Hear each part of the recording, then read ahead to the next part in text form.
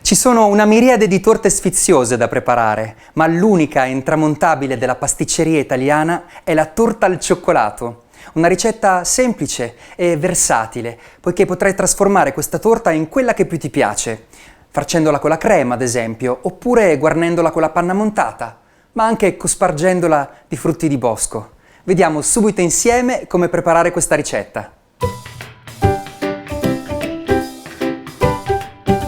Gli ingredienti necessari per questa ricetta sono 150 g di cioccolato fondente, 50 g di cacao amaro, 5 uova, 180 g di farina, 180 g di zucchero, 150 g di burro, una bustina di lievito, una bustina di vanillina e un pizzico di sale.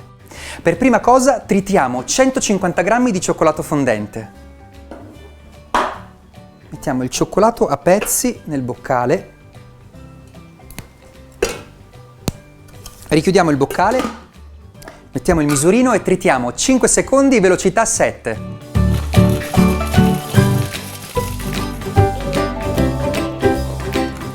Ora inseriamo 150 g di burro. Se volete vedere la ricetta del burro da fare con il bimbi, vi lascio il link nell'info box. E inseriamo anche 180 g di zucchero. Dopodiché richiudiamo il boccale e impostiamo 4 minuti, 40 gradi, velocità 2.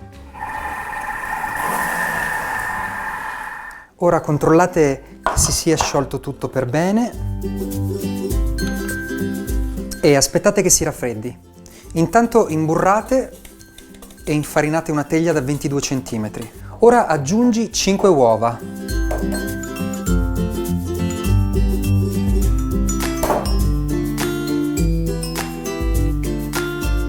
Aggiungi un pizzico di sale e mescola 30 secondi, velocità 4.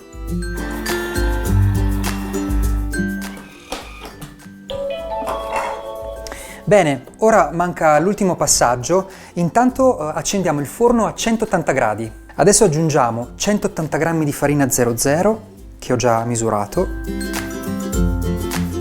Setacciamo 50 g di cacao amaro. Gli mettiamo una bustina di lievito per dolci, richiudiamo il boccale e impostiamo 15 secondi, velocità 4.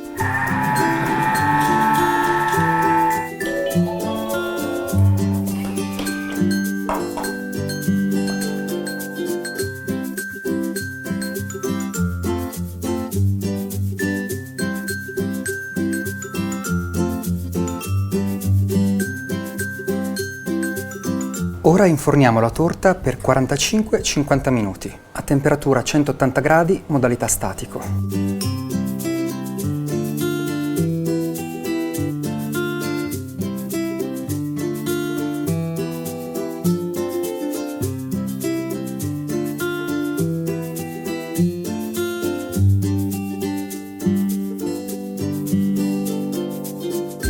Ti ringrazio per aver guardato questa videoricetta e se ti è piaciuta lascia il tuo commento qui sotto.